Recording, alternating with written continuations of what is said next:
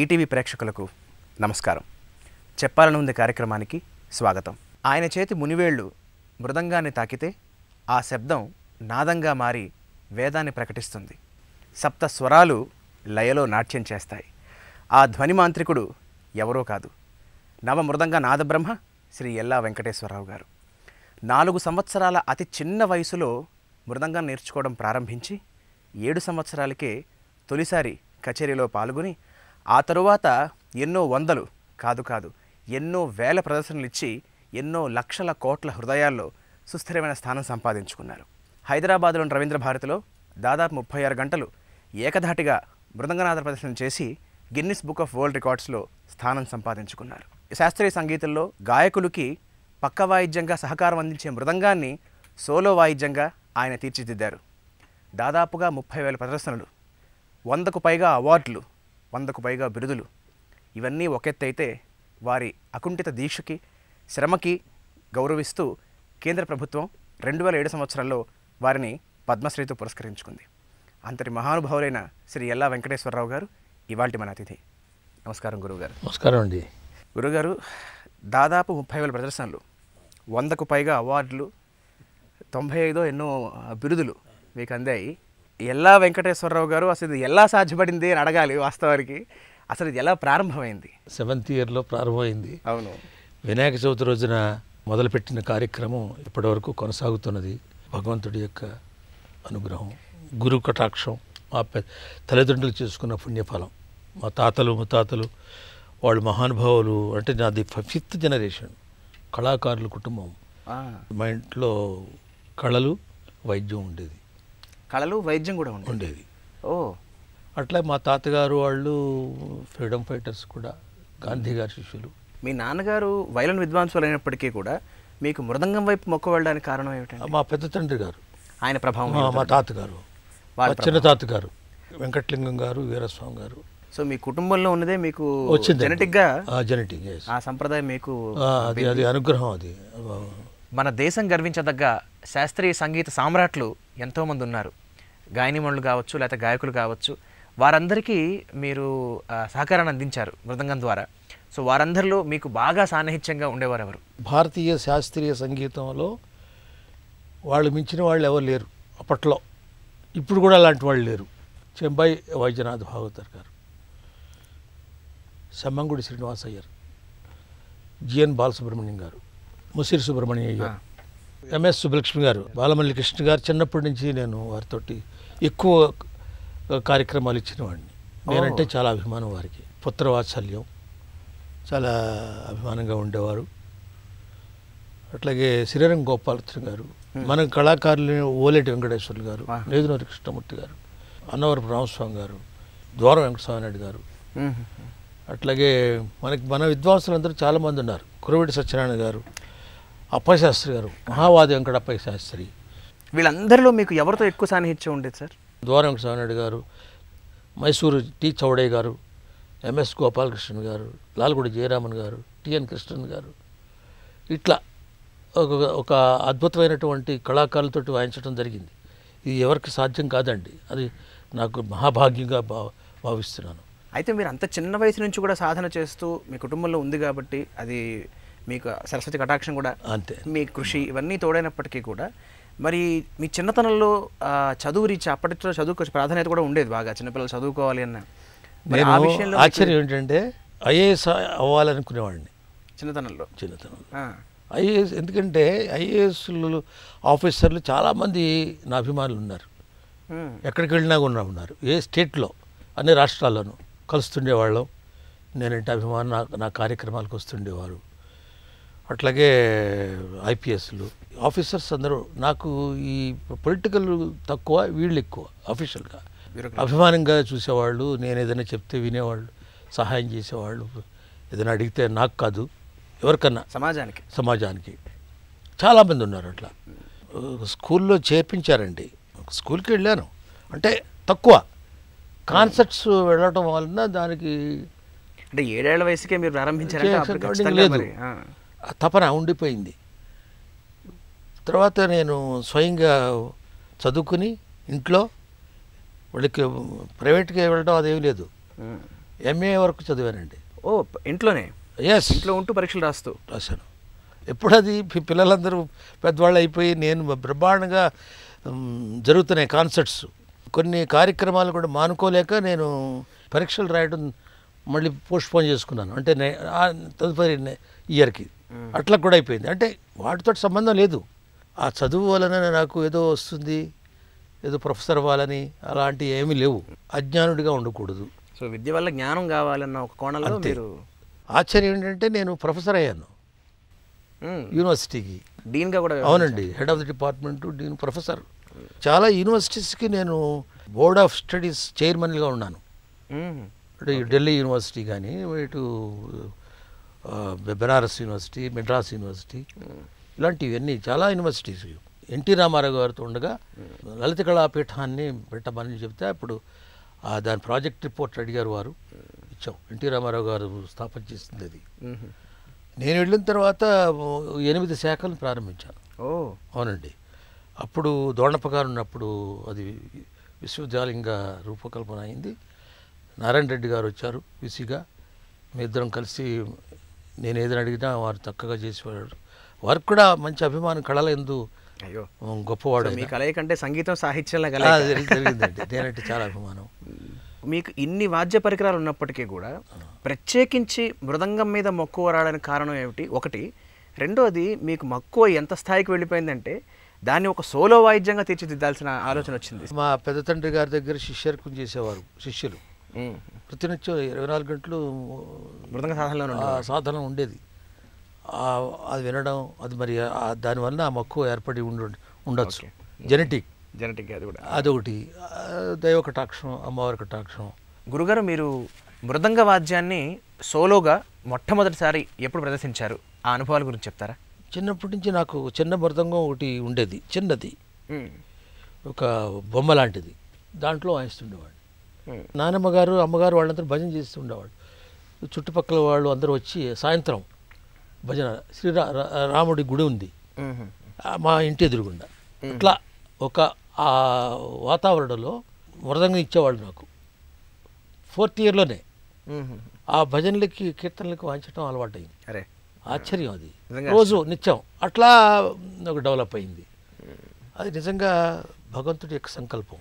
అది ఇప్పటికి వరకు కొనసాగుతున్నదండి. అది అందులో ప్రకృతి ధ్వనులు, మృదంగం అనేది ప్రకృతిలోంచి వచ్చిందండి. అది భారతీయ శాస్త్రీయ సంగీత వాద్యములు 3.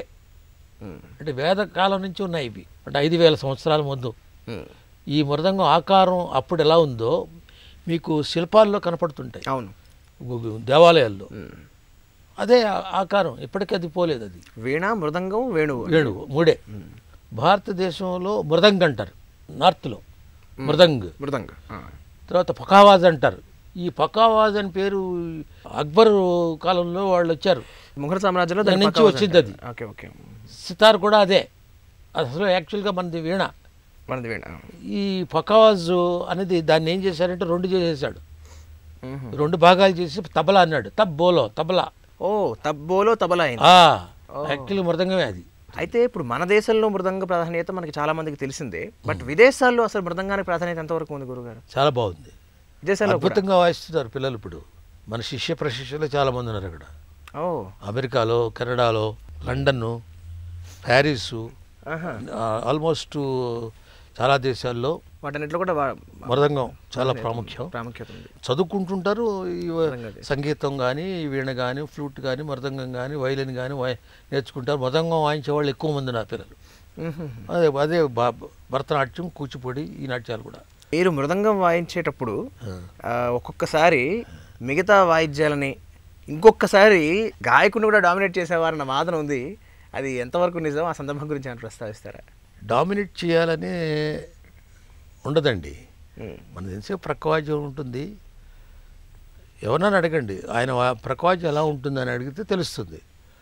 అది ఒక వరవడి తీసుకొచ్చాను. ప్రకవాద్యం ఇలా ఉండాలి, ఓకల్లో కొన్ని బాణీలు ఉన్నాయి, ఆ బాణీలకి ఎలా వాయించాలి, ఎలా అనుసరించాలి, అనుసరణ ఏ కీర్తనకి ఎక్కడ ఎలా అది మనం వాయించి ఆ కచేరీని రక్తి కట్టించి మనల్ని కూడా ఐడెంటిటీ పెట్టుకోవాలి. ఎలా వెంకటేశ్వరరావు గారు వాయిస్తున్నారంటే జనం వస్తారు, ప్రత్యేకమైనటువంటి ఒక ఆకర్షణ ఉంటుంది. అవును. ఉన్నప్పుడు ఇప్పుడు ఒక సినిమా ఉందనుకోండి, కేవలం హీరో గురించి రారు. అవును, హీరోయిన్ గురించి వచ్చేవాళ్ళు ఉన్నారు, మిగతా క్యారెక్టర్లు అట్లాగే ఉంటారు. ఇప్పుడు హాస్య నటుల గురించి వచ్చిన వాళ్ళు ఉంటారు, హాస్యం బాగుంటుంది అక్కడ ఆ సినిమాలో అని. అట్లా ఇక్కడ కూడా అంతే. వైలను బాగుంటే వైలను ఎన్ఎస్ గోపాలకృష్ణుడు నేను ఎన్నో కచేరీలు వాయించాం, లాల్గుడి నేను వాయించాం, టిఎన్ కృష్ణ నేను వాయించాం. ఇన్ని అద్భుతం పెద్ద పెద్ద కచేరీ. మీరు సోలోగా చేసిన ఫస్ట్ కచేరీ ఏదండి మృదంగం మీద? మంచాల జగన్నాథరావు గారని ఇక్కడ ప్రొడ్యూసర్గా ఉండేవారు, వీణ వైదికులు, చాలా గొప్పవాడు ఆయన. వారి కచేరీ ఆశ్చర్యం ఏంటంటే ఈ ప్రాజెక్టులు కట్టేటప్పుడు మా కచేరీలు పెట్టేవారండి. నాగార్జున సాగర్ ప్రాజెక్ట్ కట్టేవాడు నేను వెళ్ళి కార్యక్రమాలు ఇచ్చాను. ఓ అట్లాగే ఇప్పుడు శ్రీరామ్ ప్రాజెక్టు దానికి వెళ్ళాను, అక్కడ ఇంజనీర్లు పిలిస్తే మేము కచేరీలు ఉచితంగానే ఇచ్చాం. అంటే అద్భుతంగా వాళ్ళు కష్టపడి కడుతున్నారే ప్రాజెక్టులు, అద్భుతమైన ప్రాజెక్టులు కదా మరి. అట్లా ఆయన కచేరీ అయినప్పుడు నేను ముందు వెళ్ళిపోయాను, ఒక రోజు ముందు నేను రీచ్ అయిపోయాను. వారికి కారులో వస్తున్నారో కారు ఆగిపోయింది మధ్యలో. అది కమ్యూనికేషన్ ఏం లేదు, ఫోన్ లేవు, ఏముండవు. ఇది ఎప్పటిది 71. నేను రీచ్ అయిపోయానండి. జనం ఉన్నారు విపరీతంగా. ఏం చేయాలి వాళ్ళు ఎంగేజ్ చేయడానికి ఎట్లా? ఎవరు సబ్స్టిట్యూట్ ఏముండదు అక్కడ. అప్పుడు నేనే అన్నాను, సార్ వస్తుంటారు, బయలుదేరి ఉంటారు, వచ్చే వరకు నేనే మృదంగం వాయిస్తాను అని చెప్పాను సోలోగా. అప్పుడు తీసుకెళ్ళారు. ఓకే బాగుంది సార్, చాలా గొడవ చేసేస్తున్నారు జనం అంటే. అప్పుడు వెళితే మొదలుపెట్టాను, సైలెంట్ అయిపోయింది. సో అనుకోకుండా ప్రారంభమైంది అంతే. అద్భుతంగా జరిగింది. 3.5 గంటలు అయింది, ఆయన రాలేదు పాపం. అయిపోయింది బ్రహ్మాండం. ఇంకా వెరీ గుడ్.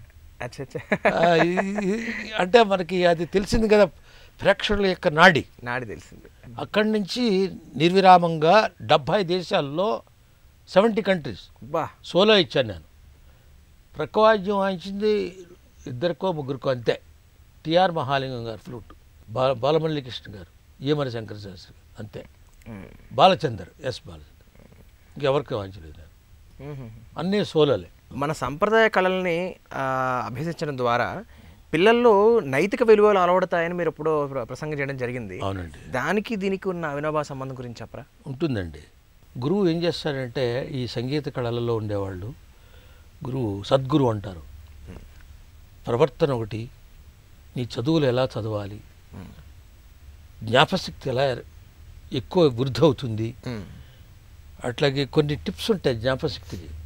అట్లాగే నువ్వు నిత్య జీవనం ఎట్లా చేయాలి, భోజనం ఎట్లా చేయాలి, నీ తల్లిదండ్రులతో ఎట్లా ప్రవర్తించాలి, ఇవన్నీ ఉంటాయి. నీ స్నేహితులతో ఎలా ఉండాలి, ఇవన్నీ కూడా నేర్పుతాడు ఈ సంగీతంలో పర్టికులర్గా. అంటే ఏకలవ్యుడు, ద్రోణాచార్యులు ఎలా ఉంది, ఇప్పుడు అర్జునుడు ఎలా నేర్చుకున్నాడు, అట్లా ఇవన్నీ కూడా హౌ టు లివ్. అంటే మన ఆ కళలో నేర్చుకునే విధానంలోనే మనకి తెలియకుండా వాటి ఇమిడి ఉంటాయి సూత్రాలన్నీ. ఇప్పుడు మామూలుగా చదువుకునేటప్పుడు క్లాసులో కూర్చుంటాడు, అక్కడ టీచర్ స్టూడెంట్, ఇక్కడ గురువు, తేడా ఉంది.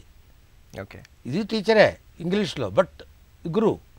మన భారతదేశం యొక్క సంప్రదాయాలను బట్టి ఇప్పుడు వేదం ఎట్లా నేర్చుకుంటాడు, అట్లా ఇది కూడా సంగీతం. వేదం సంగీతం అధ్యాయం ఒకటే. సామవేదం నుంచి సంగీతం పుట్టింది.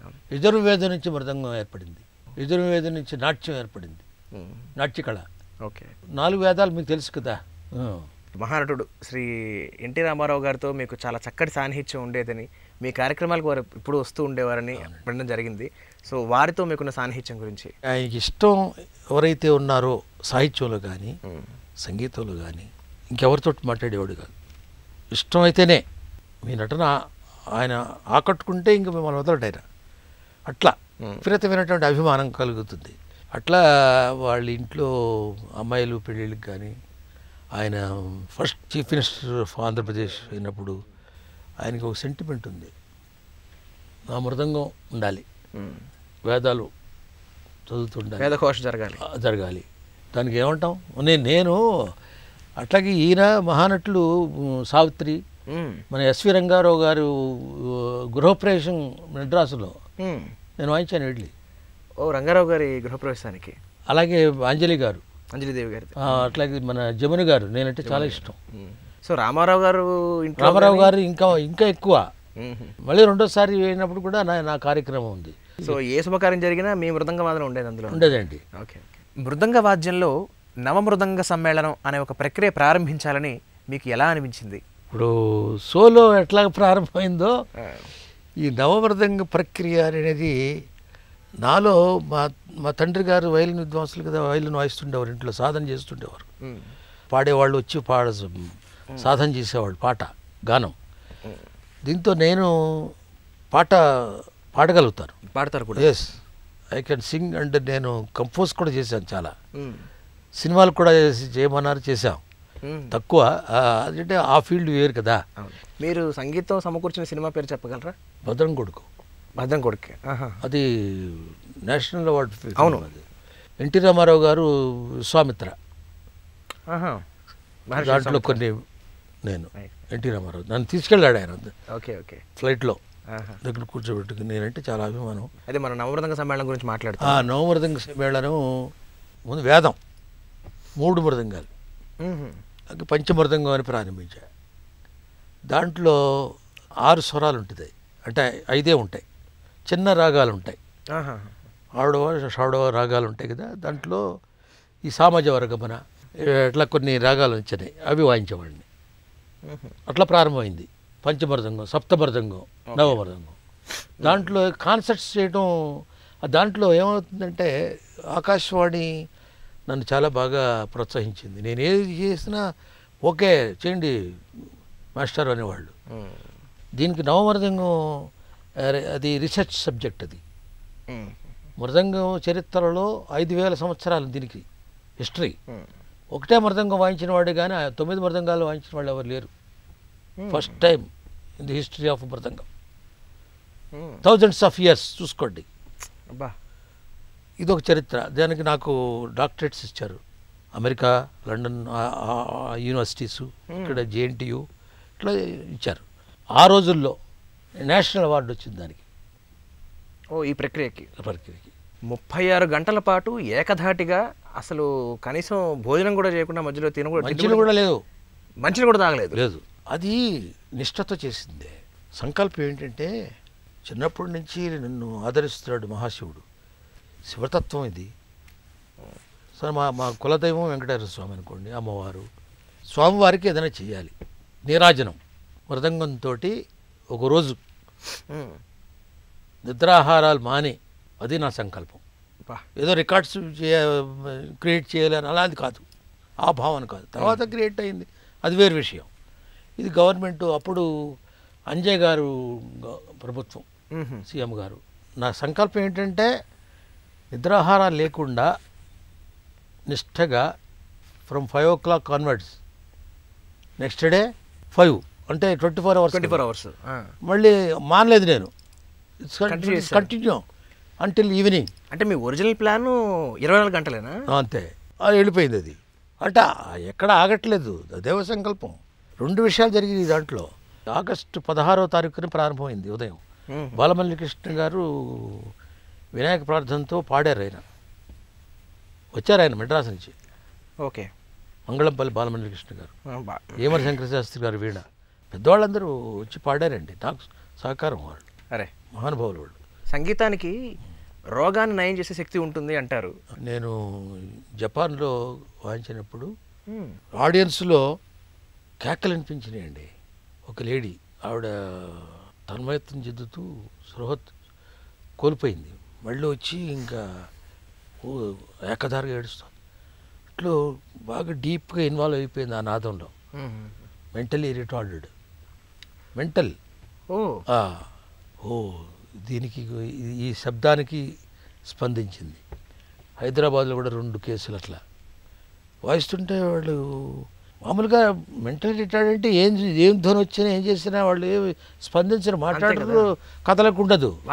మక్కువ ఉండదు కదా, వాడు తెలియదు కూడా. అలాంటిది దాన్ని తట్టింది. వైబ్రేషన్స్ దాంట్లో ఈ సెల్స్ ఉంటాయి. అది ఇప్పుడు అప్పటి నుంచి నేను మృదంగ మానస అనేది కార్యక్రమం ఇస్తూ మెంటలీ రిటార్డెడ్ చిల్లర మీద ప్రయోగం చేసాం. అద్భుతమైన సక్సెస్. అది ఠాకూర్ హరిప్రసాద్ ఇన్స్టిట్యూట్లో ప్రారంభించాను.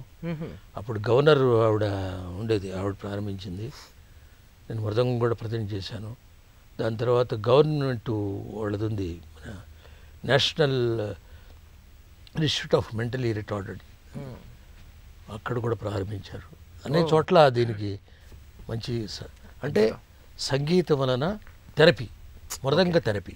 ఓకే, అది మంచి, దానికి మంచి ఫలితాలు వచ్చాయి. అది ఇప్పటికే జరుగుతోంది. అది మనకి కాకతీయుల సామ్రాజ్యంలో కళలకి చాలా ప్రాధాన్యత ఎక్కువ ఉండేది అని ఒక వినికిడి. అయితే మీరు అప్పట్లో ఉండే ఆ సంగీతంలోని అంశాల గురించి ఒక ప్రక్రియ తయారు చేయడం జరిగిందని విన్నాం. అవునండి. దాని గురించి చెప్తారండి. కాకతీయ సామ్రాజ్యం, రాణి రుద్రమదేవి, వాళ్ళ తండ్రి గారు గణపతి దేవ, వాళ్ళంతా ఉన్నారు కదా, పాల్కురి సోమనాథ కవి. అప్పట్లో ఈ సంగీతానికి, సాహిత్యానికి, నాట్యానికి చాలా ఆదరణ ఉండేది. ప్రత్యేకమైనటువంటి ప్రక్రియ ఉండేది. 1000 కాళ్ళ మండపం ఉన్నది కదా, 1000 స్తంభాల గుడి. దాంట్లో చూడండి శిల్పాలు ఉంటాయి, చెక్కిని, అద్భుతమైన శిల్పాలు, మహానుభావులు చెక్కిని. అవి అప్పట్లో ఉండే ఏమిటినాయో చెక్కని, అవి ఆ ఫోర్చర్స్ ఉన్నాయి. తాళం వేయటం ఒకటి, వీణ ఒకటి, మృదంగం లేడీసే వాయిస్తారు. నాట్యం, భంగిమలు ఉంటాయి, మీరు చూడండి. ఓకే, దాంతో నేను రూపకల్పన చేశాను. ఇప్పుడు అది రాష్ట్ర ప్రభుత్వం ద్వారా అది చేయించాలని నా సంకల్పం. కేసీఆర్ గారు సీఎం గారి దగ్గరికి వెళ్ళి ఆ విషయం చెప్పాలని ఆయన అనుకుంటే చేసేయగలుగుతారు ఆయన. ఈ కళను లేడీసే ఉంటారు దాంట్లో, ఆడవారే మృదంగం వాయిస్తారు. ఓకే, ఫ్లూటు, వీణ, నాట్యం ఇవన్నీ. ఓకే, అదో బ్రహ్మాండమైన ప్రక్రియ, చాలా బాగుంటుంది. అప్పటి దుస్తులు ఏముంటాయో అవే ఆర్నమెంట్స్, వస్త్రధారణ కూడా అన్నీ కూడా అలా చేయాలని ఒక సంకల్పం. అది ప్రాజెక్ట్ రెడీగా ఉంది. మీరు డీన్గా వ్యవహరించారు, ప్రొఫెసర్గా వ్యవహరించారు, కానీ మృదంగానికి స్వంతంగా మీరే ఒక యూనివర్సిటీ స్థాపించాలని కానీ, డైరెక్ట్గా మీ ద్వారా కానీ ఒక పరంపర కంటిన్యూ చేయాలన్న ఆలోచన మీకు వచ్చిందా, లేక వచ్చిన ముందుకు ఎన్టీ రామారావు గారి యొక్క సంకల్పం అండి. వారు తెలుగు విశ్వవిద్యాలయం రూపకల్పన చేశారు, మానసపుత్రిక. అప్పుడే నేను అనౌన్స్ చేసినప్పుడు వెళ్ళి మాట్లాడాను, సంగీత విభాగం కూడా పెట్టండి, ఎక్కడా లేదు, విశ్వవిద్యాలయాలు ఉన్నాయి కానీ సంగీతం లేదు, సంగీతానికి సపరేట్గా ఉండాలని పెట్టా ప్రపోజల్. అది దాంట్లో ఒక భాగంగా ఏర్పాటు చేశారు. ఓకే, అసలు ఏదో ఒకటి వచ్చింది. అప్పుడు ప్రాజెక్టు మన్నారు, ఇచ్చాను. ఇప్పుడు లలిత కళాపీఠం అనేది పెట్టారు. దోణప్ప గారు అప్పుడు విశ్వవిద్యాలయం వైస్ ఛాన్సలర్. అవన్నీ ప్రణాళిక ఇచ్చాం, ఏ విభాగాలు ఉండాలి. సంగీతం ఉండేది ఎప్పుడో. నేను తర్వాత నన్ను పిలిచారు, నేను దాంట్లో జాయిన్ అయ్యాను. అంతకుముందు 29 సంవత్సరాలు ఆకాశవాణిలో ఉన్నానండి. వర్క్ చేస్తూనే మీరు కాన్సర్ట్ చేస్తూ ఉండేవారు. అప్పుడు నేను చాలా ఈ భక్తిరంజని అవన్నీ మంచి బ్రహ్మాండమైన ఒక రూపకాలన్నీ తయారు చేశాను నేను ఆకాశవాణిలో. భక్తిరంజని మార్నింగ్ వస్తుండేది, భక్తి సంగీతం. ఆ ప్రయోగాలన్నీ అక్కడే చేయటమే. అది ఆకాశవాణి, అది మహాతల్లి నన్ను ఆదరించింది. గురుగారు, మీరు ఇందాక చాలామంది మీ గురువుల గురించి ప్రస్తావించారు. అయితే మీ శిష్య పరంపరలో మీకు అత్యంత ప్రియమైన శిష్యుడు ఎవరు? అలా శిష్యులు అంటే పుత్రవాత్సల్యంగా ఉంటుంది. నాకు దాదాపు 2000 మంది ఉన్నారు, నేషనల్, ఇంటర్నేషనల్. ఏ రాష్ట్రం వెళ్ళినా ఉన్నారు. నాకు విచిత్రం ఏంటంటే, అక్కడికి వెళ్ళినప్పుడు ఆ శిష్యులు వచ్చి నన్ను రిసీవ్ చేసుకుని కారులో తీసుకెళ్తుంటే ఆనందంగా ఉంటుంది. వారిలో మీ అంతగా మీరు తయారు చేసుకున్న శిష్యులు ఉన్నారండి. ఒక 100 మంది ఉన్నారు. 100 మందిలో 10 మంది టాప్ గ్రేడ్ ఆర్టిస్ట్. నా 16 ఏళ్ళ నుంచి నేను చాలా మందికి చెప్పానండి. గురుస్థానంలోకి వచ్చారు. ఎస్, నా దగ్గర పెద్దవాళ్ళే 70 ఏళ్ళ వాళ్ళు కూడా నేర్చుకున్నారు. అరే, అంటే వయసుతో కన్నా సంగీతానికి వయసుతో సంబంధం లేదండి. ఏ వయసులోనైనా నేర్చుకోవచ్చు, పాడవచ్చు, వాయించవచ్చు. తర్వాత ధ్యాస ఉండాలి, అభిమానం ఉండాలి. మృదంగం ఎలా పుట్టిందంటే బ్రహ్మ తోటి నిర్మాణం అయింది. ఆయన దాన్ని, ఆ మృదంగం అనేది మృదంగాన్ని నిర్మించింది బ్రహ్మ. అప్పుడు ఈ కట్టెలు గిట్టెలు ఉండే కాదు, మట్టి మృత్తంగము అంటే అదే మృత్తుండ మట్టి. ఓ మృత్ అంగము. అచ్చా, సో మట్టితో తయారు చేయబడిందా? ఓకే. మరి మృదంగానికి మరి తోలు ఏదో కూడా ఉంటుంది. అదే చెప్తాను. ఈ యజ్ఞాలు యాగాలు చేసేటప్పుడు బలిస్తారు. ఆ బలి జంతువుల్ని వాడతారు. అంటే దాని చర్మాలు తీసి ఓకే వీటికి పొదుగుతారు. పొదగడం అంటే చేసి అప్పుడు బ్రహ్మ నిర్మించేది అదే ఒక రాక్షసుడు చర్మం. మహావిష్ణువుని అనుగ్రహంతో నా చర్మాన్ని నువ్వు వాయించాలంటే మహావిష్ణువు వాయించాడు ఆ మృదంగాన్ని. బ్రహ్మతోటి నిర్మించబడిన మృదంగం. సర్పాలతో దాన్ని లాగి పెద్ద సైన్స్ అది. చరిత్ర పురాణంలో కూడా ఉంది. పురాణాల్లో ఉంది. మొట్టమొదట బ్రహ్మతోటి నిర్మించబడి ఆయన తాళం వేశాడు. మహావిష్ణువు మృదంగం పలికించాడు. ప్రప్రథమైనటువంటి మృదంగ విద్వాంసుడు మహావిష్ణువు. కృష్ణుడు, ఈశ్వరుడు, విఘ్నేశ్వరుడు, నంది, భృంగి వీళ్ళందరూ వాయించారు. వాస్తవానికి గురుగారు, మీ చిన్నతనంలో కానీ మీరు ఎదుగుతున్న తరుణంలో మృదంగానికి ఉన్న పట్ల ఉన్న మక్కువ కానీ ఆదరణ కానీ ఇప్పటి తరంలో ఇంకా ఉంది అంటారా? ఉంది. తగ్గిందంటారా? మనకంటే కూడా అమెరికాలోను, కెనడా, ఇతర దేశాల్లో, ఆస్ట్రేలియా, లండను, సింగపూరు, మలేషియా మనకన్నా అక్కడ ఎక్కువ ఆదరణ ఉంది. చాలా బాగుంది. తర్వాత మన సంస్కృతి అంటే కూడా వాళ్ళు పిల్లలకి నేర్పుతున్నారు. మన పురాణాలని దాన్ని వాళ్ళు వింటున్నారు, నేర్చుకుంటున్నారు. మన తెలుగు పద్యాలు నేర్చుకుంటున్నారు. అవును. అట్లాగే వేదం నేర్చుకుంటున్నారండి. అట్లాగే సంగీతం, నృత్యం, మృదంగం, పైగా చదువుకుంటూ బ్యాలెన్స్ బ్రహ్మాండం. ఈ తల్లిదండ్రులు యొక్క క్రమశిక్షణగా నేర్పిస్తున్నారు. మంచి కళాకారులు ఉన్నారు అక్కడ. వాళ్ళు డాక్టర్లు ఉన్నారు, ఇంజనీర్స్ ఉన్నారు. వాళ్ళే శని ఆదివారాల్లో ప్రదర్శనిస్తారు. అరే, వాళ్ళకి మంచి సైడ్ ఇన్కమ్ అవుతుంది వాళ్ళకి. మన సంస్కృతి సంప్రదాయాల్ని కొనసాగించాలి. నెక్స్ట్ జనరేషన్స్ ఇప్పుడు మాది 5వ తరం, ఇప్పుడు 6వ తరం. మా అబ్బాయి మురళీకృష్ణ బాగా పాడతాడు. మా అమ్మాయి మంచి డాన్సరు, విజయదుర్గ, అమెరికాలో ఉంటుంది, క్లాసులు చెబుతుంటుంది. ఒక పెద్ద అమ్మాయి డ్యాన్సు, పద్మజ. వాళ్ళ భర్తలు సాఫ్ట్వేర్ ఇంజనీరు వెంకట్, అమెరికాలో ఉంటాడు. మరి మీ తర్వాత వారసత్వం ఎవరికైనా మీ తర్వాత తరం వాళ్ళు కూడా మృదంగా అభ్యసనం చేస్తున్నారా? మాకు సెకండ్ సన్ను చాలా బ్రహ్మాండంగా వాయించేవాడు. అతను మధ్యలో ఈజ్ నో మోర్, క్షమించాలి. అదొకటి మాకు దురదృష్టకరమైనటువంటి సంఘటన. మా ఆవిడ త్రిమూర్తులమ్మ ఆవిడ మా శిష్యులందరికీ భోజనం పెట్టేది, వంట చేసి. మా అమ్మగారు మహాలక్ష్మి, రామూర్తి గారు చెప్పాను కదా. మా కుటుంబం అంతా సంగీతానికి అంకితం అయిపోయింది. మా అబ్బాయి మురళీకృష్ణ బాగా పాడతాడు. ఆ బాలమురళీకృష్ణ పేరు. వాళ్ళ అబ్బాయి సోమశేఖర్ ఇంజనీరు అయిపోయింది, ఉద్యోగం వస్తున్నది. మృదంగం వాయిస్తాడు, గడ్డం వాయిస్తాడు.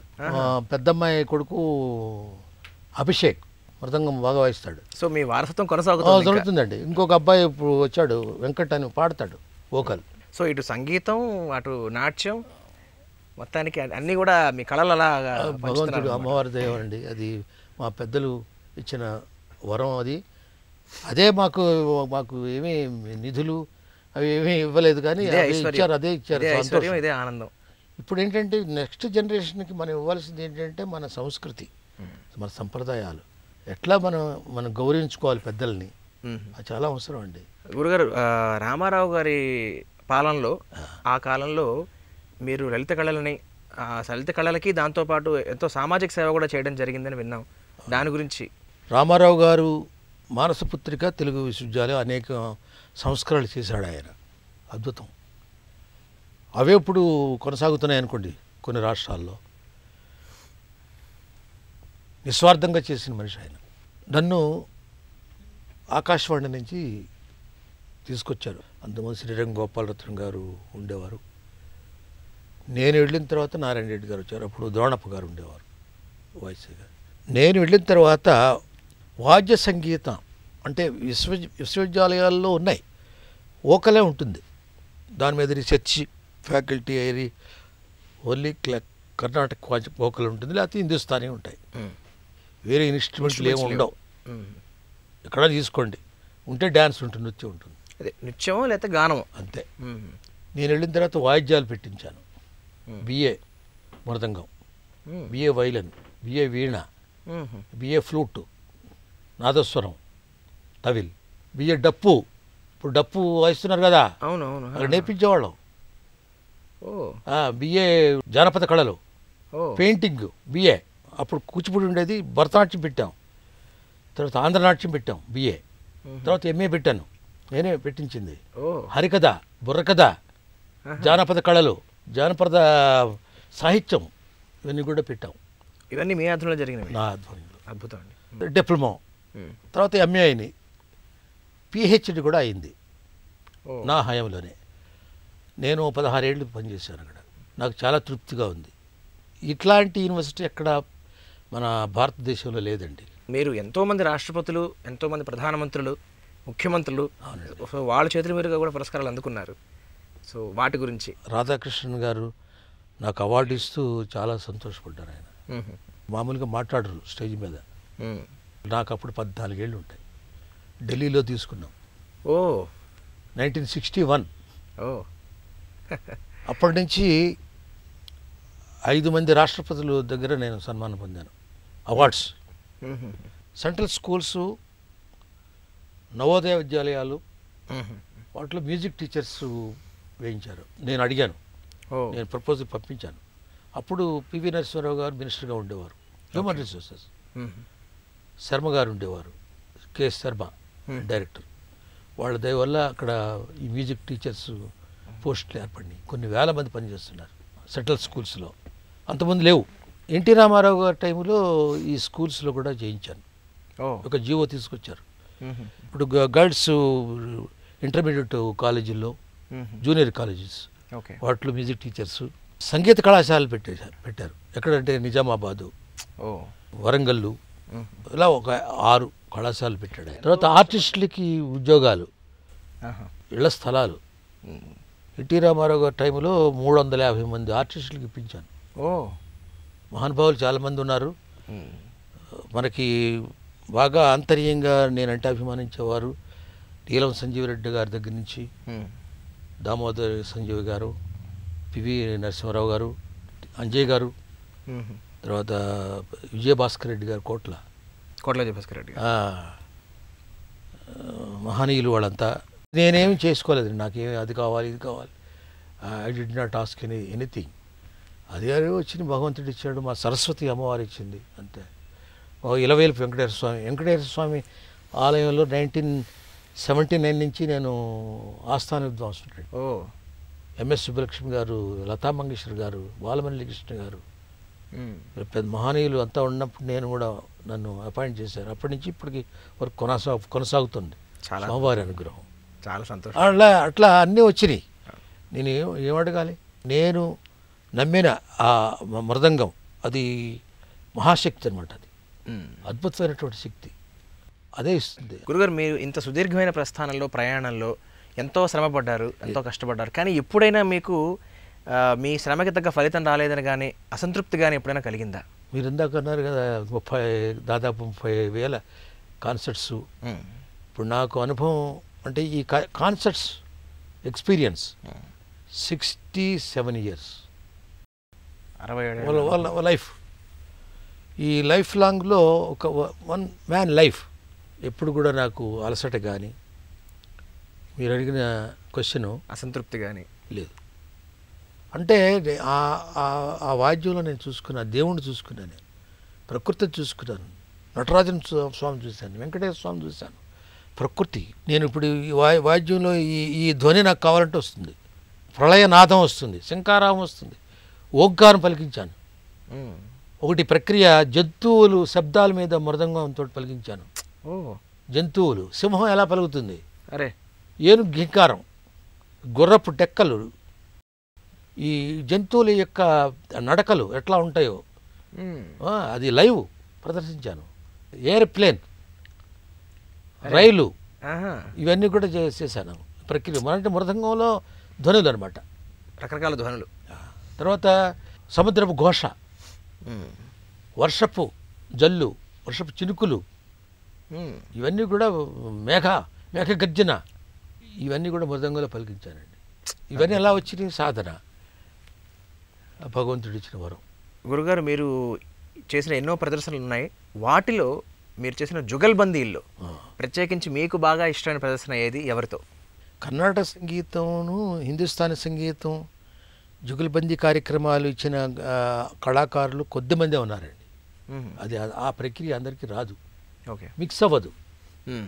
హిందుస్థానీ సంగీతంలో ఆ బాణీలో పాడుతుంటే కర్ణాటక సంగీతంలో ఇప్పుడు మనం ఏం చూసాం? బాలమురళీ కృష్ణ గారు చూసాం, భీమసేన్ జోషి, ఏమన శంకర శాస్త్రి గారు వీణ, లాల్గుడి జయరామన్ వైలన్, అట్లాగే ఈయన మైసూరు దొరస్వామి గారు వీణ, టిఎన్ కృష్ణ గారు వైలన్, అటేమో సితార ఉంటుంది,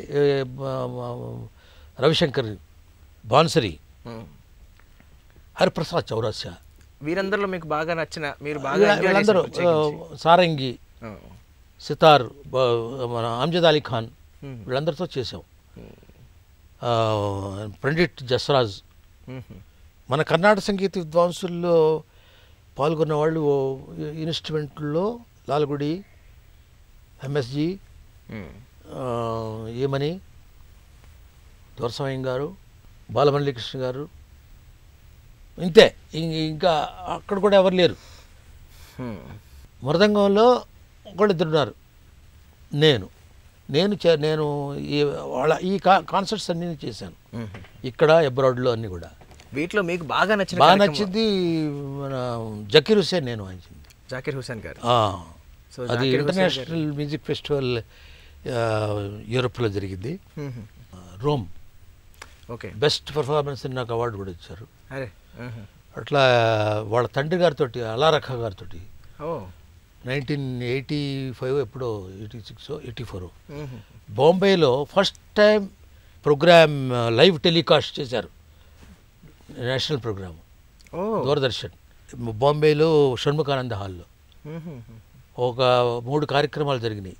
అప్పుడు కోన ప్రభాకర్ రావు గారు ఆధ్వర్యం, గవర్నర్గా ఉండేవారు, గవర్నమెంట్ ఆఫ్ ఇండియా కొలాబరేట్ చేసి, స్టేట్ గవర్నమెంట్, బాలమురళీ కృష్ణ గారు, భీమసేన్ జోషి, లాల్గుడి జయరామన్, అమ్జద్ అలీ ఖాన్, నేను, అలారఖా.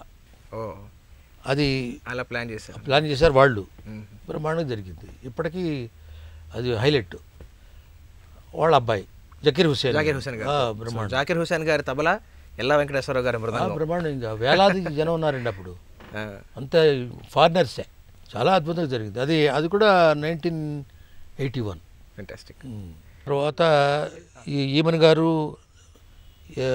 రవిశంకర్జీ, అట్లాగే రవిశంకర్, టిఎన్ కృష్ణన్, అమ్జద్ అలీ ఖాన్, ఈ జుగల్బందీలు చాలా బ్రహ్మాండంగా.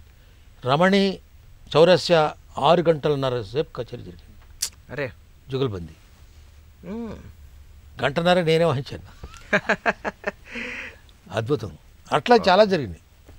తర్వాత నాకు ఇంకోటి ఏంటంటే అదృష్టం, పరమాచార్య ఆదిశంకరాచార్యులు, తమిళనాడు కంచి కామకోటి పీఠాధిపతులు వారు నాకు బంగారు మృదంగం ప్రజెంట్ చేశారు, పరమాచార్య వారు. అట్లాగే శృంగేరి పీఠాధిపతి వారు సన్మానం చేశారు. అది శారద అమ్మవారు గోల్డ్, ఎప్పుడో శృంగేరి పీఠాధిపతి.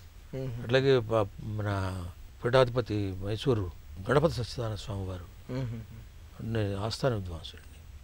అట్లాగే సత్యసాయిబాబా గారు నాకు ఎన్నో రెంట్లో వారు ఇచ్చినవి ఉన్నాయి, ఇలా క్రియేట్ చేసి ఇచ్చినవి. అట్లాగే రవిశంకర్జీ. తర్వాత ఇప్పుడు మన వాసుదేవర్ గారు కోయంబత్తూరు పిలిచారు శివరాత్రికి, బ్రహ్మాండంగా జరిగింది. 3.5 hours, 3 lakhs ఆడియన్స్, అందరూ ఫారినర్స్, ఇండియన్స్. ఆయన కూడా నాట్యం చేశారు. అలా అద్భుతమైన శివతాండం చేశాను. ఇట్లా చాలా కార్యక్రమాలు చేస్తున్నానండి. పీఠాధిపతులు, వాళ్ళ యొక్క ఆశీస్సులు, వీళ్ళందరూ కూడా మహానుభావులు, నన్ను ఆశీర్వదించిన వాళ్ళే. అదొక అదృష్టం. అంతే. చాలా సంతోషం గురువుగారు, మీరు మా కార్యక్రమానికి వచ్చి మీ అమూల్యమైన స్మృతులని, అనుభవాల్ని మాతో పంచుకోవడం అది ఎంతో ఆనందదాయకం. మీ ఆశయాలు, మీ సంకల్పాలు నెరవేరాలని మనస్ఫూర్తిగా కోరుకుంటూ సెలవు తీసుకుంటున్నాను. ధన్యవాదాలు.